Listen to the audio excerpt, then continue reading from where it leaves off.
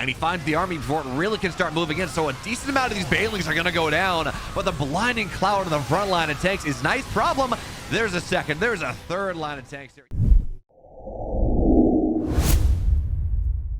Bottom right in the blue, he's playing for the Shopify Rebellion. You may know him. He's Byun. And in the upper left, from Mystery Gaming, the man who deserves far more victories than he ever has. It's Ragnarok. He's Ragnarok. I talked about this with Kier yesterday. There are these two players in Korea that, for whatever reason, they are incredible players. They do such a good job. But there's nothing that really stands out about them as like, this is what they do. That they're good, but, and there's always that but. And that's always what's a little bit awkward. Curious One, we talked about that yesterday in his series, and he's had far more success. He's won a couple GSLs. But Ragnarok is, in my mind, or SHIN, now we got to get used to calling him that. SHIN, in my mind, is kind of in the same way, where he's a bit of a roach boy. He's a bit of a mini dark in that way, and he's very, very good. But nothing really stands out about him outside of, I guess, being a bit of a roach boy. And of course, there's the fact that Maru is plus 56 in maps against him, to the point where when they matched up in the Katowice round of 4 last year, you're like, okay, well, Maru's in the finals. This is just not going to happen. Every single time that Ragnarok has a really good run, well, Maru knocks it down and says, no, you don't. That's not going to happen. Anyways, Byun, opening with one of his builds. Byun's always such a fun player to watch, because not only does he have this incredible micro, and he's a reigning GSL champ, or not reigning, but he's a GSL champion, he's a world champion. He's one of, I think, most people's favorite players, but also he tends to play builds just a little bit differently. Back a year ago, Katowice last year, 2 years ago, he was playing 2-1-1 80% of the time or something, to the point where Artosis in an interview asked him, hey, like, don't you do anything else? And Byun was, yeah, like, of course I do. You're being dumb. But he was playing a lot of 2-1-1 at the time, when no one else was. Now he's still doing this 2-Rax Reaper expand type build, which for the most part for me feels kind of solid. This quick Roach Warren, delayed third base, maybe a 15-15 if you're really worried about it. It feels like a build that for the most part has been very much solved. As Reapers are going to try to show up here, but again, Lings are in good position, actually zoning things out. Byun is going to lose one of his Reapers, I gotta assume here. Yeah, they're dead. Absolutely. Overstaying is welcome. Second one may be able to get out. I think it just barely gets up, but Byun overstays is welcome. Really doesn't get much worth this at all. And that's with just pure Ling. That's with it's a standard build, right? It's a 330 speed timing. It's not anything that weird. It's 8 to 12 Lings instead of 6 to 8. But Byun losing the Reaper that early doesn't feel all that good. He wanted to go for 4, and 4 is the number that you go, and that's when you go and you take down the third base, which is, if you're going to commit to 4 Reapers, that's your goal. You want to force a cancel on the third base. But also, that's one of those things where Byun was on the high ground in the Zerg main base. He wasn't putting pressure on the third base from 10% health or something, which is really what you can use to make that happen. If you find yourself in this position where you have to swing over and the hatch is 50% done, speed's going to be done early enough that you're really, it's hard to break down.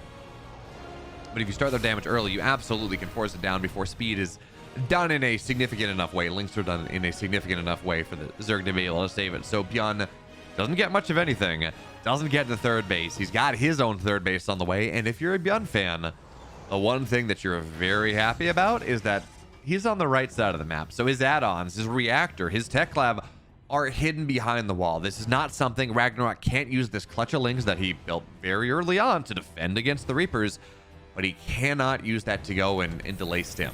He cannot use that to go and delay combat shields or whatever it is that Ragnarok or that Byun decides to go. I mean, stim combat shields. We know what we're talking about. But he can't use that to delay that timing.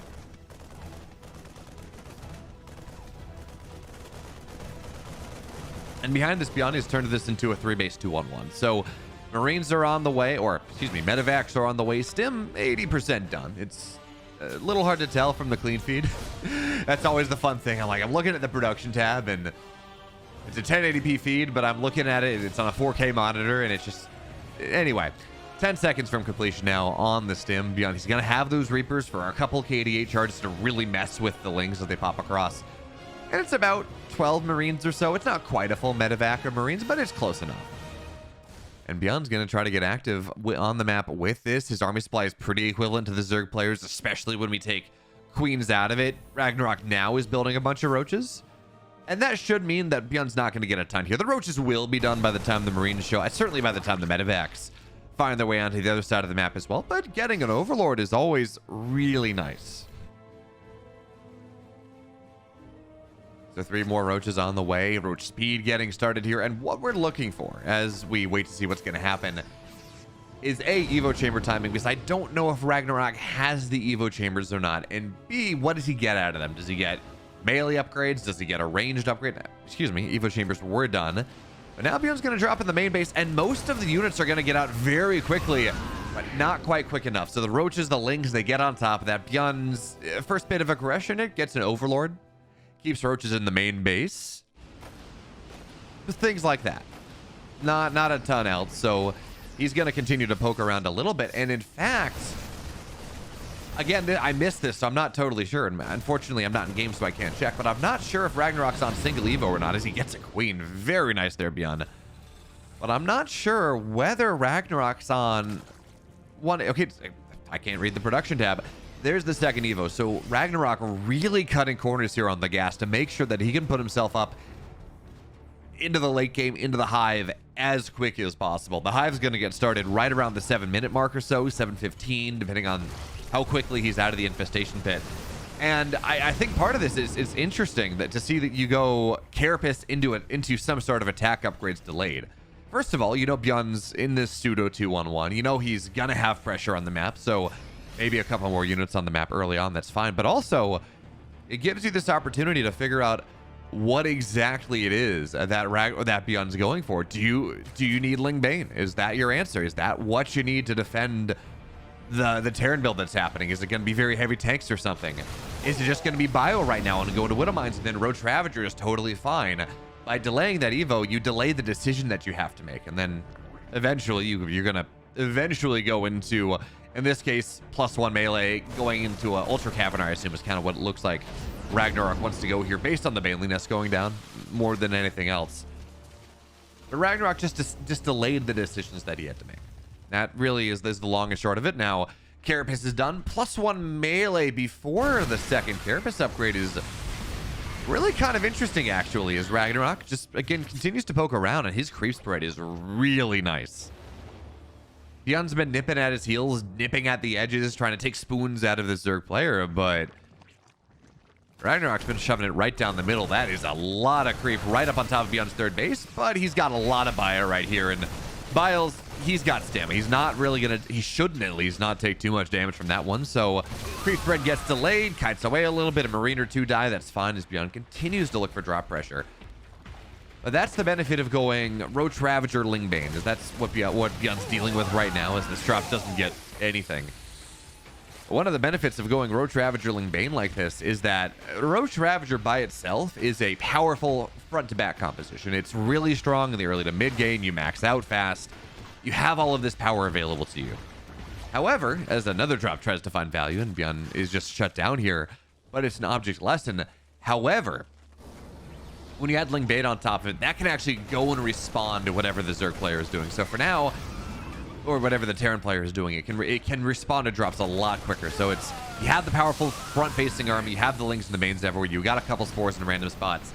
And the long and short of it means that it is really hard for Byun to go and get much of any damage done, which gives Ragnarok all the time in the world to get his Ultra Cavern down, to get +2 armor on the way, and chitinous plating on the way, and +1 attack done, and adrenal glands done, and this powerful 10 to 11 minute timing where he's going to continue to be maxed out. He's going to have these Vipers. His Abduct there is going to knock down about 8 army supply worth of stuff. 2 Marines missing in the medevac, but this powerful timing when you have Vipers and Ultras and Adrenal and chitinous plating and ideally +4 in the Ultras, but Ragnarok decided to go into +1 attack for range before, or for melee before getting the Carapace, which is a little bit interesting.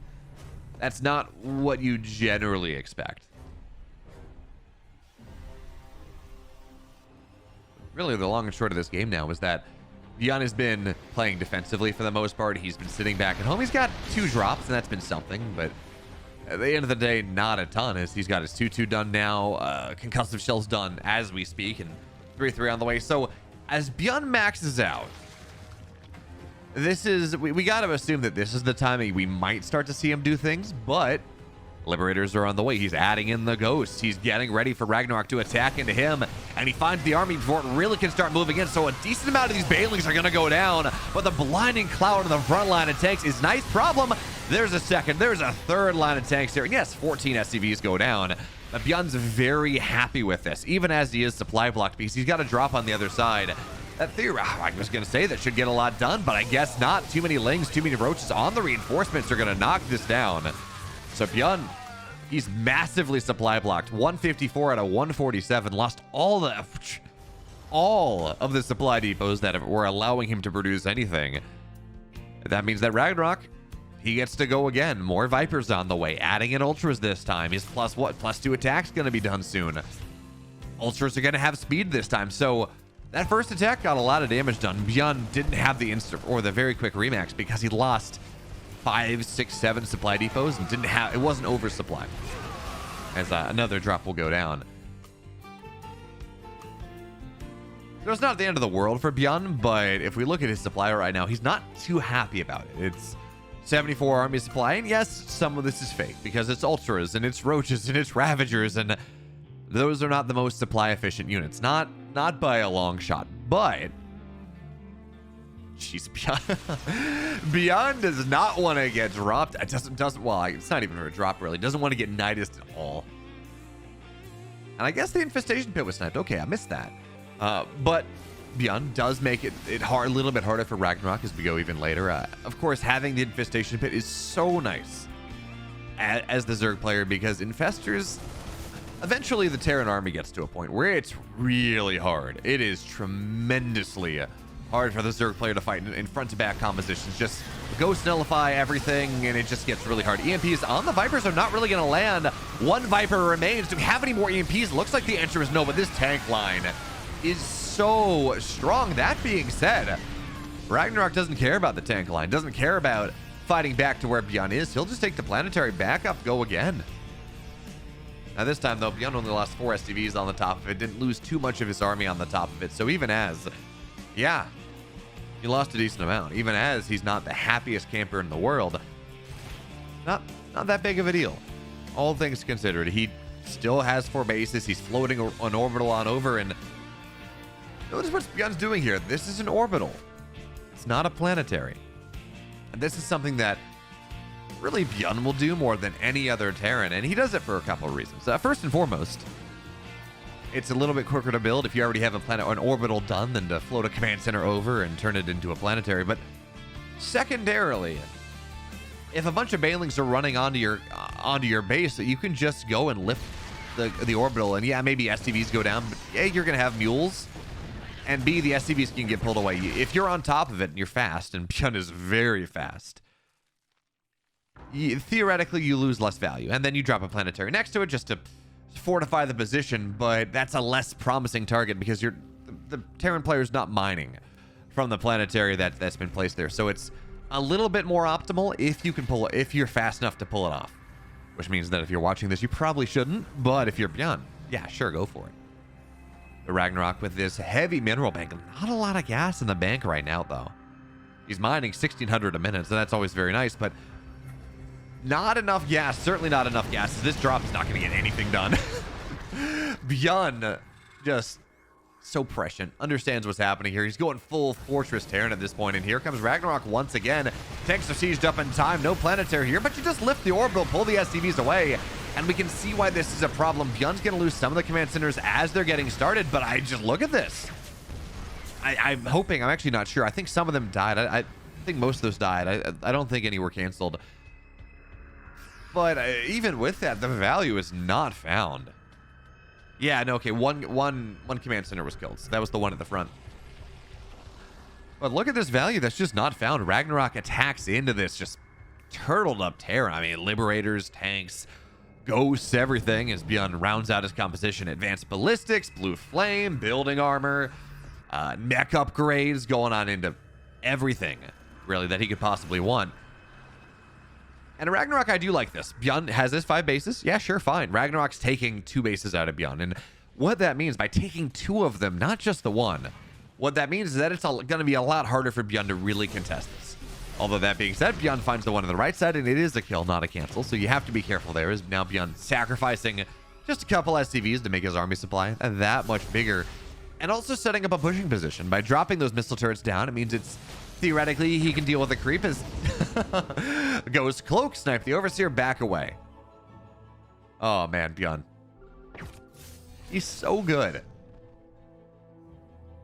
And this game is where I really start to get worried for Ragnarok, by the way. Yeah, he's on 6k, 3k. That's true. But Ragnarok is, again, the worst player, his biggest nemesis, the guy that beats him more than anyone else. His name is Maru. And that's in part because Maru eviscerates him in the late game. It's not even close. And as we settle into the late game now, it's again one of these situations where Ragnarok is going to be forced to play ultra late game against a Terran player, and that's not his bailiwick. To my eye, when I see Ragnarok play, that's not where he's strongest in the slightest. So he's going to continue to try to kill what he can, knock down sensor towers and missile turrets, but Byun is going full brood war here. Byun is going full turtle mode in this game, just missile turrets forcing forward, sensor towers forcing forward, adding in Thors and everything you could possibly want. Those snipes are just so many Ravagers died in the blink of an eye. And because even just the showing the Thor tech is here, because the tech is so good, it kind of invalidates the idea of Swarm or of a Broodlord even before it gets started. Yeah, Thor went down. But more than anything else, the Thors there tell Ragnarok that, yeah, Thors are up front of mind to Byun. He's going to have more of that. And even though Ragnarok took the bottom left base, which I like, you got to take a base from a Terran in this position. You can't let them just go and sit on 5 bases until those are mostly mined out, and then go up to 6, and then go up to 7, and just slowly take the map from you. You got to take the map from them. But again, the problem is that we're talking about is more ultras get sniped down here. Bye-bye. That doesn't feel good. Ragnarok took the bottom left base, but he didn't do anything with it. He just took the hatch, dropped creep down, and now that's just minus about 350 minerals. 300 for the hatch, another 50 minerals for the drone, and that's just not efficient. If he had drones mining down to that bottom side base for the last 5 minutes, maybe that's paying for itself. Maybe that's worthwhile. But because he just didn't do anything about it at all, he actually finds no value whatsoever. So now we're solidly on Broodlord Infested here, but the hosts are going to look for the snipes very quickly, and a Broodlord dies pretty much as it shows itself. And remember, Broodlords are not as strong as they once were. Yeah, they're faster. They can run away from snipes a little bit better, as Banelings onto Marauders and Ghosts are not what you want, but the Broodlings are not nearly as strong as they once were, and we see Infestors get hit, but not sniped down. Not yet. +2 mech armor is done. +3 mech armor, or +3 mech attack or ground attack is going to be done pretty quickly. And I feel like I would like to see, certainly once this +3 is done, I want to see air attack coming in from Byun, because he's adding in all these liberators. That's extended liberator range, and I'll just, more damage is always going to be good. So for now though, Byun cutting away a little bit. Very happy just to deny mining on the right side base, although liberators, as good as they are, they don't hit spores. So that is not really going to turn into much of anything. And Byun, he's really had no worries here whatsoever. And I know we're talking about, I know there hasn't been a ton to really talk about this game. Clemseril was a late game where just stuff was happening for about 45 minutes. And just impossible to judge until the last second. Or you can make judgments, but it doesn't mean that you would really know much of anything about how the game ended. This has just been a game of Byun playing incredibly passively, and Ragnarok not really breaking him and not really trading well enough to break him either. If we look at the banks here, Byun's got 3,000 gas. He's got as much as Ragnarok does. And it really is going to have to be on this slow Broodlord push. But that hasn't really looked all that incredible. That being said, this looks a little bit more promising. This planetary is going to get shut down eventually. I don't know if Byun has high-sec auto-tracking or not, but certainly he's got building armor. Even still, it's going to get shut down. But he's got to find a fight where he can start to deal with these broodlords, but the presence of the vipers, the presence of the infestors behind make that a little, actually quite a lot difficult. So Byun is starting to get pushed back here, but I like this with the Thors on the right side. He's gonna soak a ton of Banes. I mean, Banes against Thors are just, they don't do anything. Although Byun could have saved that Thor, so that's a little bit awkward. I would love to see resources lost in this game.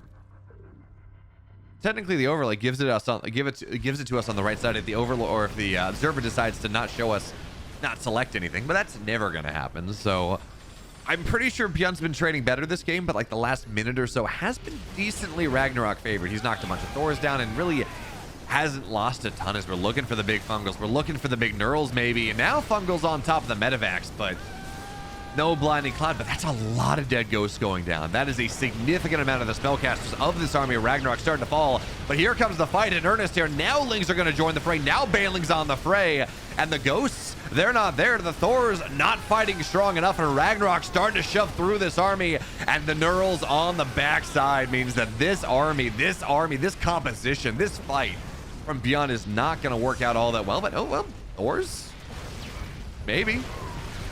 Thor got knocked down very, very quickly, and Byun's out of money. He's got minerals in mining, sure, but he's out of money. He's out of minerals in the game.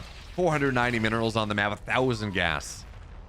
I mean, look at resources lost. Ragnarok, he's been trading worse by about 4,000 resources.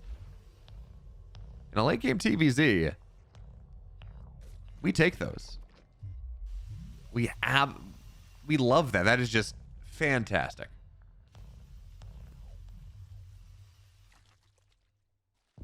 As the Zerg player, if you're the Terran player, you're not happy about it at all. But now Ling's mains are going to try to find this bottom side that Byun's left woefully undefended. Even adding in some Hydra. I didn't notice the addition of the Hydras, but I kind of like it against this army. Once the Terran goes super high tech, adding in, well, Hydra's certainly decent against the Liberators if you can get on top of them and find an angle. But once the Terran moves into this incredibly high tech army, all of a sudden, going Hydraling Bane with Infestors plays really nicely, especially in this game where I was going to say Ragnarok has traded pretty solidly, all things considered, but he doesn't have much of a bank either. 800 minerals is not really enough to justify, so that's another reason, theoretically, why he may have gone for this, is he couldn't afford the remax of the more expensive units.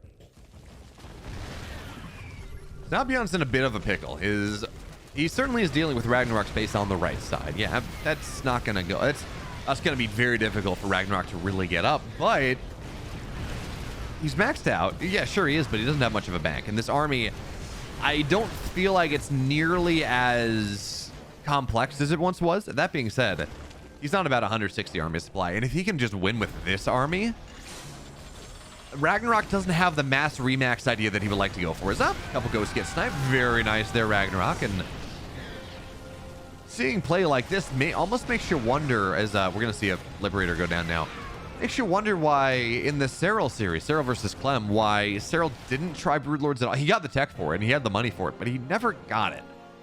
And of course, my explanation for that is that he never had the time beyond every single time Serral attacked into Clem. Immediately Clem was on the counterattack. Every single time he was running across the map trying to take a base out or something. So Serral needed units that could be rebuilt faster, and the Broodlords, quite honestly, they take forever to get there, and also they take forever to move around the map, even with the buffs, or even with the speed buffs. I'm not sure we can say that the Broodlords have been buffed overall. Anyway, 10 more CVs go down. Byun only on 24 is. We're starting to get to the point where the Terran is sorely the fact that we have spines denying mining on the long distance mining on the forward fifth is just, I can't remember the last time I saw that. That is patently insane as Ragnarok now continues to move forward. And every time he moves forward, he doesn't lose much, and he gets a tank. He's going to get more tanks right now. He gets ghosts.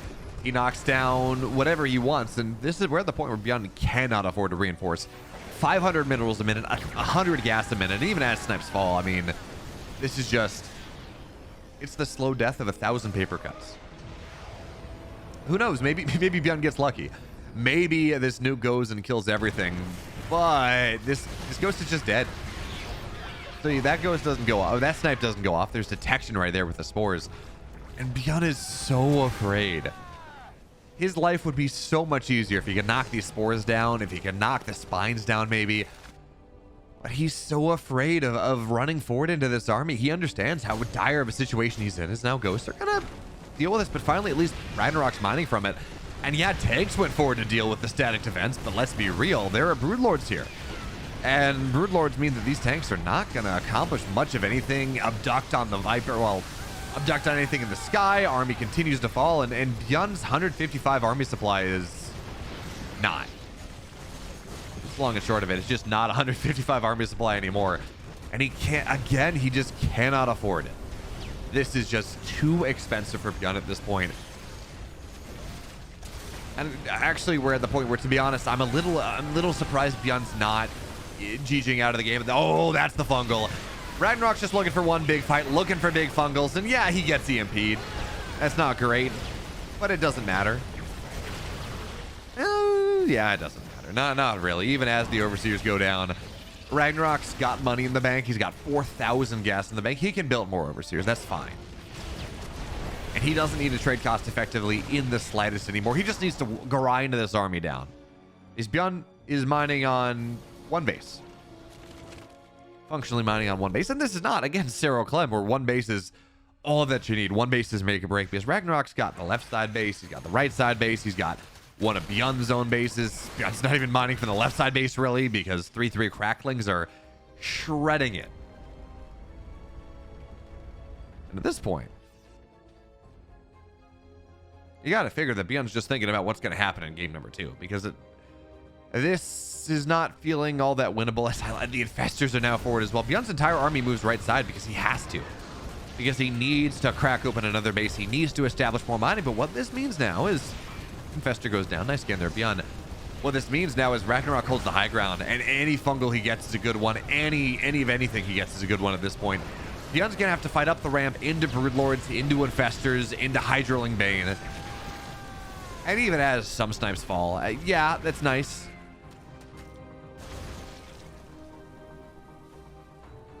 It's significant pain.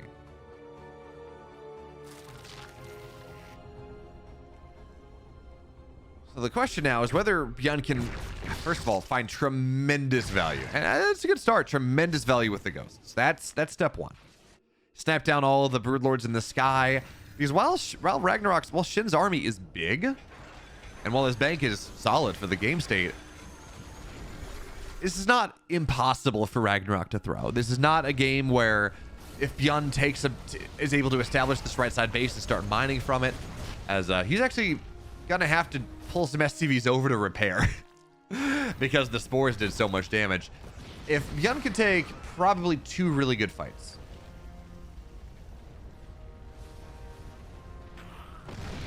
Oh, there we go. That's a nice little bit of a neural. I don't think the ghost casted it. I think it was a low health ghost, but it did force the ghost to die.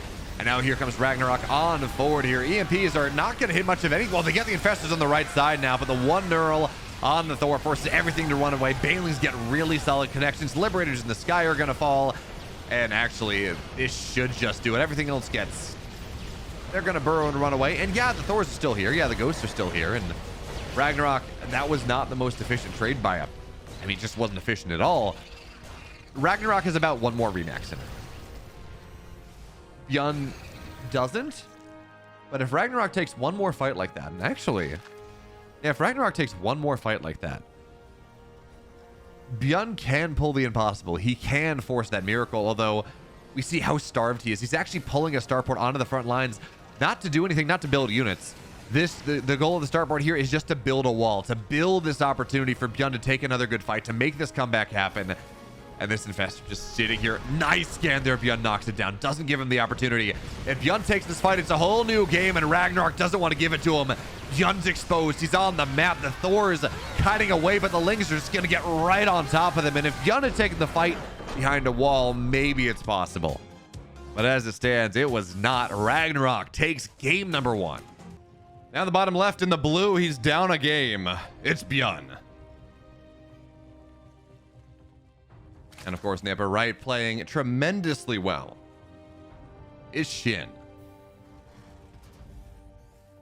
And looking back to game 1, I can't help but feel that Byun didn't do enough. And I understand there's this pervasive idea in the Terran community that says that, well, you know, TvZ is impossible because the first pressure in the first 10 minutes doesn't work, and then the Zerg has the map, and then you can't win late game, which is, by the way, not true. Clem Cyril or Clem Rainer or Clem in general. But if you do let the Zerg have the map, you have to play perfectly in your defense. And you got to make sure that you take every base, and you got to make sure that you expand properly. And, well, you got to play better than Beond did. Pure and simple. Byun gave Ragnarok the map. He really didn't contest. He had like 2 drops going, and that was it. Really he didn't do a ton to contest the map at all. And then Ragnarok survived 12 minutes. He got into Hive. He got into Broodlords. He built a lot of Broodlords, which is a key thing here. He didn't build like 5 or 6. He built 12 or 15. And yeah, eventually they died. But he used so much of it to just go and break everything. And that never feels good. So I want to see Byun get more active in this game. And part of the lack of activity, in fairness to Byun, is the fact that he went for a 2-Rax Reaper, didn't get anything done. In fact, lost a Reaper early when he committed to 4 Reapers. And committed to all of that early. And instead of delaying a 3rd base, or getting a lot of lings, or killing a drone, he got absolutely nothing. And unluckily for Ragnarok, unluckily for SHIN here, he went for a pool first. He's sending lings on to the other side, but the command center's done in time. That being said, there's no wall. So it's going to take a while to clean this thing up. Reaper's going to pop up right now, and that's going to be fine. But this factory, I think, actually might just get canceled. SCVs are going to have to get pulled to just knock things down as quick as possible, but he cancels the factory. And that's about a 30-second delay on any sort of Hellion play. Now, it doesn't delay the command center, which would be the really big deal. But at the very least, it does delay the command center quite a bit. And this is, again, one of these setups where Byun is just, he's not particularly happy. And given the setup of this game, well, his factory was delayed, so don't even bother.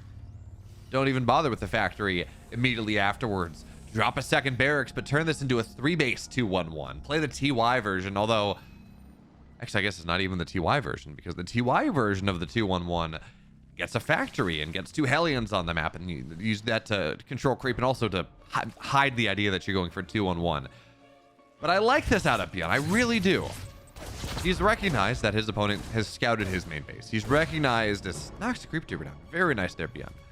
But he has recognized that Ragnarok knows that this is a factory play. He knows it's been seen. So instead of doing the same thing over again and really relying on this idea that, well, he's doing the thing. He's going for Reaper expand into a 3-1-1 into a 3rd base or whatever it is. He's doing something radically different. He drops the command center very quickly, so it's a barracks double barracks double command center, and then behind it he goes into a 3-1-1, drops the 2nd and 3rd barracks very quickly, and he's gonna have a lot of Marines on this pressure. He's gonna have Stim on this pressure. He's gonna eventually have Medivacs on this. It's a little slower than you might otherwise, so it's not truly a 2-1-1. It's not gonna hit at 530 on the 3rd base. Of course, with a 3-base 2-1-1. 2-base 2-1-1 hits at 5, but Byun is playing incredibly greedy off this.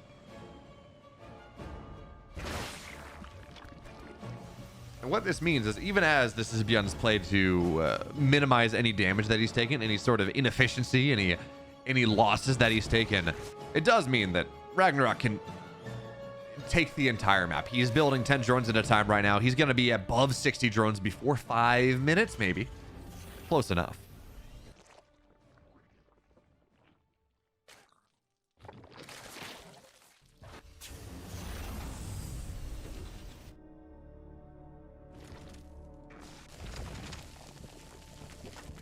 And that just means that while Byun, again, he's going to have this incredibly greedy play. His Lings are going to get in, but Byun's actually got a really nice spot, a ready-made choke. So I think one Ling's going to get, yeah. Well, a couple Lings get in the main base. They shouldn't kill anything, at least at most like one SCV. But it's a full scout of the main base, and with Stim not being done, it's going to be a devil of a time for Byun to really chase this down. So Ragnarok being incredibly obnoxious with this, and he's going to get an SCV or two. Or he's not. SCVs live on like 5 HP. Very unfortunate. But Ragnarok is just keeping Byun back and being obnoxious. And again, look at the tremendous greed behind. Ragnarok's on 62 drones right now. His lair is only just now being done. He's going to get 1-1 on the way. Fourth base about halfway done. Or a tenth of the way done. There we go. But Ragnarok's able to get everything he could possibly want. And the only reason he's not on north of 75 drones right now is, well, he spent a lot of those drones on Evo chambers and a Baneling Nest and a fourth base and everything else that he could want. He's in this incredible position right now.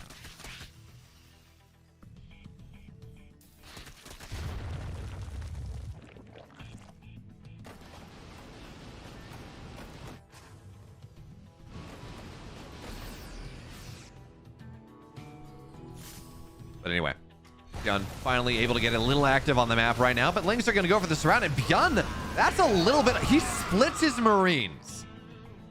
It looked like almost a little bit of a patrol click or something. I'm not totally sure, but he splits his Marines up against a Ling surround. When it's a bunch of Lings surrounding your army, you just want to go and ball the Marines up as much as possible, put them into a wall as much as possible, minimize surface area as much as possible. Doing that patrol split thing, what it means is, in fact, you're actually you make the Marine, or you make the Lings that much more efficient. Significantly more so. So Byun, it's a mistake, I guess. I'm not exactly sure what he did to misclick, but it meant that drop is even just less efficient. So Byun, again, making some mistakes. Not super happy with how this game is going, but he's on 61 army supply right now. His 1-1 is done.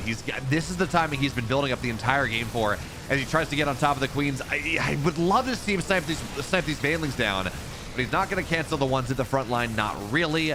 And he's just kind of A-moving, and these Banelings could get canceled. He really, really could, but instead he's not really taking advantage of that opportunity, and that's now just a couple more Banelings that Ragnarok has, that SHIN has for the defense. As one of mine are going to unburrow. That's always very nice. That little bit of time, it makes it that much harder for Ragnarok to go and defend, as Byun needs to drop another scan. There is so much creep on this pushing position, and it's a ready-made surround. We can see how Ragnarok's positioning. Queen's on the left side, Ling, Bane, Hydra on the middle. It's just attacking into that position is so hard. As one of mine don't get a ton. It's so hard for the Terran player. So Byun continues to try to make the pressure happen, but that didn't work. So he's going to have to go and find something else. In the meantime, we will see creep going down. That's always really nice, as he can open up more attack patterns, maybe wedge his way up, get some tanks, and wedge his way up against the rocks. But he's not building tanks in this game. This is a biomine. Or this is really just, yeah, I guess he's got a couple Marauders. This is a biomine composition. This is very old school. This is very good against Ling, Bane. Hydras, of course, they outrange one of mines. So that is something you always have to take into consideration. And that's why, in part, that's just a really nice composition coming out of SHIN in this game. But Byun can turn his micro on if he can really start to turn this on. Certainly not out of the game. And most importantly here, Infestation Pit's only halfway done right now. We're 9 minutes in. And Ragnarok doesn't have his Hive on the way. He doesn't have Adrenal Glands on the way, or Vipers on the way, or one of these things that are really nice. There is a reason that 9 games out of 10, unless they're really behind, a Zerg player is going to want to be going as one of mine. Unburrow, reburrow, looks for the shot. No, gets shut down in time. There's a reason that Byun, or that Zerg players are rushing to Hive as much as possible. Mid-game Zerg is not very good. Late-game Zerg, if you can get there faster, is. So the fact that we're seeing Ragnarok here, it's 10 minutes in, the Hive's only just now getting started. If Byun can take advantage of this timing, +1 armor is going to be done in 10 seconds. Attack's going to be done just a little bit after that. If he can take advantage of this 2 upgrade timing that he's going to have, well, I guess 1 upgrade timing really, that he's going to have, if he can push on top of this 4th base, this is what Byun's been playing the entire game for, this 10-minute span right now. The Banelings are going to run forward. Byun splitting backwards as well as he can, but it's all clumped up. It's all going to hell in a handbasket. And this entire army, the Widowmines, don't get anything that they need. And this entire army of Byun gets slapped back. And that one upgrade timing lead, it's not there anymore. Byun's going to have to attack through a different angle. And Ragnarok's playing better. And part of it is Byun is just not playing as well as we're used to. But Ragnarok is playing, on the flip side, much better than we're used to seeing.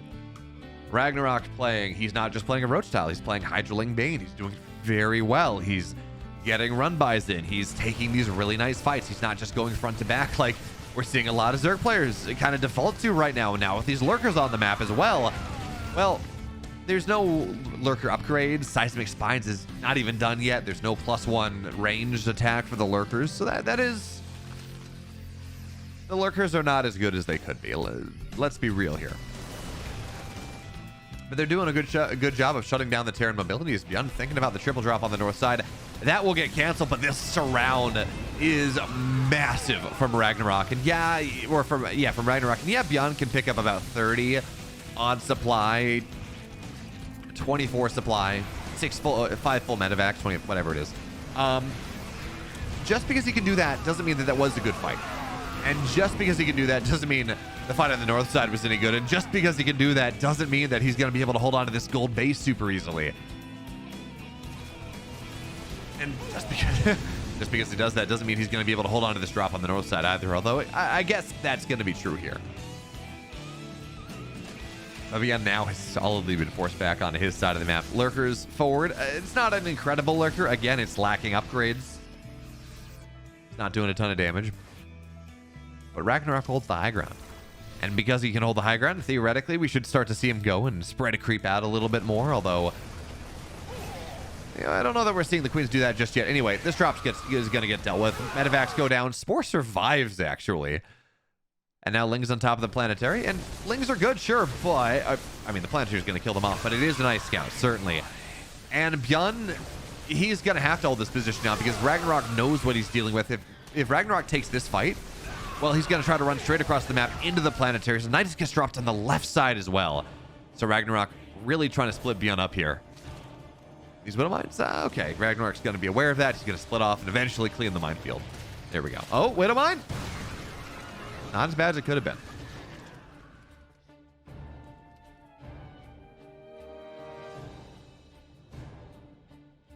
And now Ragnarok, he's cleaned Byun off of Ragnarok's side of the map. And by the way, those rocks are down. There's a Nidus in the main base. This base is dead. Banelings are going to crash into it if that's what Ragnarok... He doesn't even have to necessarily. He spends a couple Banes, but that's just in target fire and passing. It's a dead base. Byun right back down to 4 bases here. The gold is always going to be nice, and he's going to have a command center over there soon enough. But again, we're in this position that Ragnarok is doing really nicely. As that's finally a good win of mine. Now, the one thing Ragnarok's not happy about, his bank is not incredible. He's only got about 1,000 minerals. There's a bunch of ghosts go down to the left side. He's only got about 1,000 minerals, 500 gas. That's not an incredible bank for a Zerg player at this stage in the game. But Byun just sacrificed the ghost for... If you're playing late game against a Zerg, which Byun is, that's where we are right now. Lurkers are on the field, all of this, all the late game tech. Your number one goal, your primary objective in any sort of game is Lurker's going to look for the Nidus, but no, not going to get much. He's just going to die. Your primary objective is to keep your ghosts alive. Ghosts are incredibly expensive. They are by far the most important units that any Terran's going to have. So the fact that Byun is just... I can count a 5 off the top of my head that he lost for really no good reason. The fact that that's happening over and over again is really bad news bears. It's not good news for Byun in this game. Even if he is going to catch an infestor, which is lovely.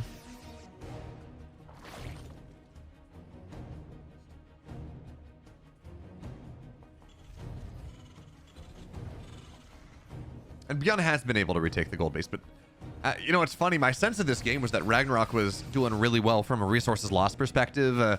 Maybe down by about 5k or so, but he's down about 10. So despite losing all of these ghosts, Byun is actually apparently trading really, really nicely. And, well, oh, that infestor. He's looking for it, but the scan makes it a little bit scary. Ragnarok wants to make sure that this infestor doesn't get scattered out. In fact, he wants to make sure that it comes from a flank. He wants to make sure it comes from behind as Byun, his army's getting ready to cluster right on up, clump on up, and Ghost looking to snipe on the high ground. It's honestly worth it. Oh, scan gets dropped. It's not going to find it. I was going to say it's honestly worth it there for Ragnarok to go and pop the infestor just to drop a fungal on the channeling ghosts. You may not kill them, but you're going to deny the snipes on top of all of the lurkers, and that's a big deal. That's not going to happen. Here is Ling's Widowmine. Gets a lot of the Marines, but also gets a lot of the Lings, so that's going to be fine. These random ghosts death, they're bugging me. They really should not be happening. And now 3-3 cracklings again. Base on the left side. Byun's going to really run into some issues now as the Nidus does pop. I wish we could see it. But the army's responding. Nidus in the main base, though. This time, okay, Marauders are going to get dropped on top. Yeah, no, it's not going to get anything up. You're going to pop a single lurker out, but Scan gets dropped. That's fine. The bigger deal, of course, is the fact that Byun is still being kept on very few bases for this game state. He's only on 5 bases at this point. We're going to see some of these nascent planetaries, these nascent orbitals go down before they can do anything. Before they can do anything at all. And now the Nidus play is starting to get expensive. I think we've seen 8 or 9 Nidus heads go down at this point. And I like what Byun's doing here. He's scanning everywhere. He understands that this is a late game TvZ, and your entire job in a late game TvZ, you're dropping scans. Or the Zerg's entire job is they're looking for the pop fungal.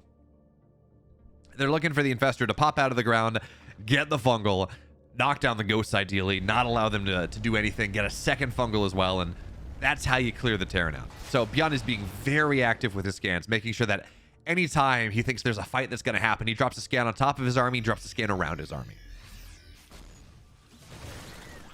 And now Byun's going to try to establish this bottom side base, but this is the scariest timing for a Terran. Before the base is up, before the planetary is ready, before everything is 100% sieged. And I thought we were going to see Ragnarok try to attack into that, but I guess not. As Byun apparently... Oh, that was a mispositioned base, and this actually is its opportunity now. This is a big opportunity. This Widowmine gets a lot of Lings. It certainly does. 15 supply worth of Lings or so. And Ragnarok, despite pushing in through this position, he's not going to get much. In fact, it's just going to trade Lings for a supply depot. But if you're Ragnarok right now, what you got to do, really what you got to do, is, ooh, Ragnarok's done the math. That's like 7 Banes. 6 Banes to kill a ghost. So that's 8 Banes. A little bit of extra room. If a ghost clump runs on over to that, if a ghost clump runs on over those 8 Banes, that might be game winning. That might at least be fight deciding.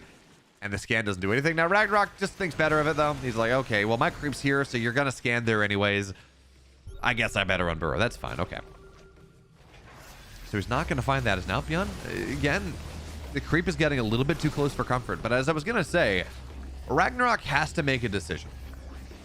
He has to come to some sort of decision on what base he wants to deny from the Terran. Is it the bottom right base? Is it the upper left base? As long as he denies one base from the Terran and pretty much takes it for himself, he's going to be in a really nice spot. It's when the Terran gets every base and the Zerg gets every base that they can reasonably expect it to take. That's when life gets rather complicated. So Ragnarok, I guess he's going to have to go for upper left because this is Fortress Terran at this point. And this, well, if Ragnarok breaks this base, I don't know what to tell you. That's going to be really, really hard for Ragnarok to take. So instead, oh, fungal on the ghost there, but EMPs go down. So still going to get things. Actually, really nice trades there coming out of Ragnarok as more ghosts go down. Banelings run forward, but they're into Marauders. That will never be cost effective. That being said, I don't think SHIN's too upset about it because he's got seven infestors or 7 infestors on the way, adding in broodlords as well as he changes this composition up to be even more gas expensive. He's going up to like 11 or 12 broods on top of the infestor play. What that all means, of course, is what mines go off. What that all means is that this army out of Ragnarok is getting... This is an army that can start to break bases down. This is an army that can start... This is an army that can start to cut down on this Fortress Terran. As by the way, Ragnarok, he's actually mining from the left side base. So that's tremendously important. As Beond tries to take the 9 o'clock base, but Ragnarok is mining from the 11 o'clock base. Anything he can get out of there is so important, because again, we're in this, you're looking at this game where Ragnarok, he's never going to trade efficiently against the Terran in the late game, but if he can mine more than he trades less, if he can get more money out of the map than his opponent forces him to be inefficient or to trade inefficiently with, he's going to be very happy. So Ragnarok actually swinging down to the bottom side because Byun was forced to move north side because of the harass.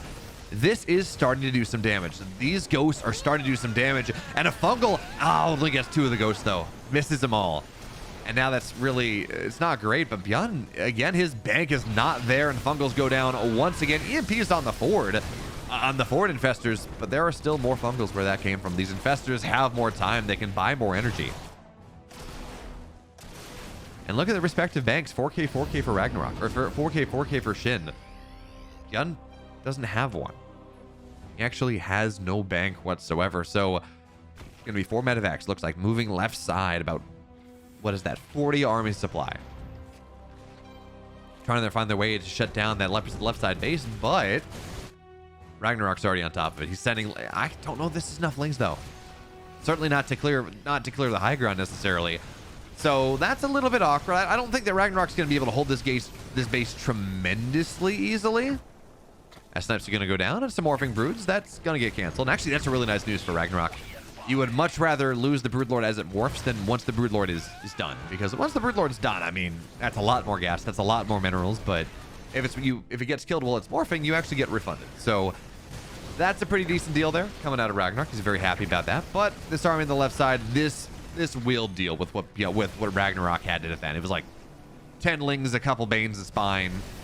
This base will get dealt with, but not before it mined for a solid 3 minutes or so. That's actually really nice. That's a really solid trade coming out of Ragnarok, but he's got to make sure this run by doesn't get his next base. That's the big deal. He can lose one base that's technically the Terrans, and as long as he's mining, he mines a decent amount out of it, he's very happy.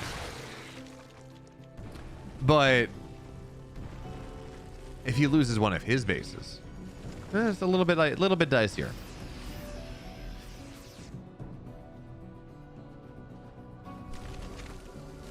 And this Broodlord count, especially with the bank that that SHIN has, is really nice. And that fungal is also freaking tremendous. And he's chaining them up here. There's a second one going down as well. And yeah, the spore is killing things very slowly. Absolutely. This Liberator is not lasting for forever. I actually thought that fight was going to be a lot better than it was, but we can just see how bad Broodlings are once they go on the ground. Yeah, impact damage wasn't changed for the most part, but the Broodling damage absolutely was. They tickle. Absolutely tickle. And this run by from Beond is finding value. This is going to be a base that's going to get knocked down. Ragnarok is not, SHIN's not in position, but maybe he can bust a base in comparison. Maybe that's something that he can do here. So, well, orbitals will fall. The planetary, I don't think there's going to be any saving it. Not easily, at least. I mean, the Broodlord siege is just tremendously strong here. Beond's got this nice run by. In fact, he's forcing a lot of SHIN's army back home, but the Banelings are going to join the fray, and that should be enough. Beond's going to split up nicely, though, and he's going to force things back. Now the Broodlords are rather exposed, but Fungals. EMP is on a lot of the infestors, though, and that means this army is going to get forced back here. The Fungals aren't going to be good enough, but now here come the Corruptors on top, and no snipes really seem to remain. So, well, all the medevacs go down. The healing of this army is just not there whatsoever. No healing in this army. And that means that this army, you got to run away. The attrition is there for the Zerg player. And even as Ragnarok lost his north side base, which is great, he took down a lot of the SCVs that Byun was mining with. He's got the right side base even still. And in total money mined in this game, Ragnarok is still putting himself in a really nice spot. And now he's getting ready for a big push. That's a lot of money getting spent on Banelings right now. That's a significant amount of his gas bank. And that tells us he wants to go. He wants to go before Byun is truly ready, before Byun's healed on up, and he's going to try to go for it right now. Corruptors run for it, eating some beefy Thor shots. But now, oh, that's a big fungal. Can we chain it, though? Ragnarok, he's going to get the second one, and the big fungal goes down. Banelings connect on top of just all the bio units. Ghosts are dying. Planetary on the right side. On the north side, the gold is dead. And yeah, the Thors, they're still alive. Sure, fine. This base will fall on the north side as well. The tech of Byun's army has been evaporated here. Although he doesn't have a lot of minerals. Ragnarok's busted on the mineral count, and Byun is busted on the gas count. Ragnarok's army, though, is 50 supply more. And he's got, well, if his infestors get good neurals, if his infestors get good fungals, if his infestors get good anything, he's going to be put himself in a, he's going to be very, very happy with how things go. This little run by out of Byun. Couple ghosts, couple marines, is actually doing so much here. And then just the occasional couple lings that are getting made are not enough, but now Neural's done. And the lings have been sent back home. How good are our Neurals going to be? It's going to be one on a ghost. Looks for the EMP, I guess. I don't know if he actually got it off. But it certainly, if the ghost is dead, the planetary will fall. This army of Byun gets progressively smaller and smaller and smaller. And the ghosts continue to die. It's all about the... yeah, Thors are nice. It's all about the ghosts right now. It's all about the spellcasters that allow Byun to go and... oh, that's a big fungal. That's a massive fungal. He's starting to chain it together. He's got to get a little bit more, though. Got to get one more, and there's detection on top. Banelings trying to chase the ghost right on down, and the Widow Mines are not going to do what they need. Byun desperately running away, and the ghost will survive, but everything on the front line has been dealt with on the meantime. And now, well, thought I saw a Neural go down, but that's not going to be enough. Even still, Byun 40 army supply deficit. He tilts the head. He knows this is not a good position. He's shoved back into the natural right now, which means all of his mining's gone. All of his mining in the deck. He's going to try to hold on to this north side base, but it's just not going to happen. Lings and Banes and Hydras, they're going to knock everything down. Byun's capped. He's not mining much of anything. Ragnarok doesn't have any minerals in the bank, but he's mining 1,000 a minute. And that drop from Byun has finally been dealt with. Broodlords run forward, look for their shots. Lings as well. Ragnarok trying to mad dog on top of this. He thinks he can do it. He thinks he has the opportunity with the Hydras as well. No more blue flame Hellbats. Not anymore. And this army's dead. It's in the grave. Byun played a long game. He played a solid game. Ragnarok shows his late game supremacy 2 games in a row. And there is nothing, and I mean nothing, that Byun can do anymore. Ragnarok, he outlasts him in an hour-long 2-game best of 3. Ragnarok will outlast Byun. He will take this series, and Ragnarok is going to go up 1-0 in our Swiss stage, running into the likes of Cyril and Mar. Well, we don't know yet. Mari's playing today. And the likes of Cyril and Cure and Classic and all of these awesome players. Well played, Ragnarok.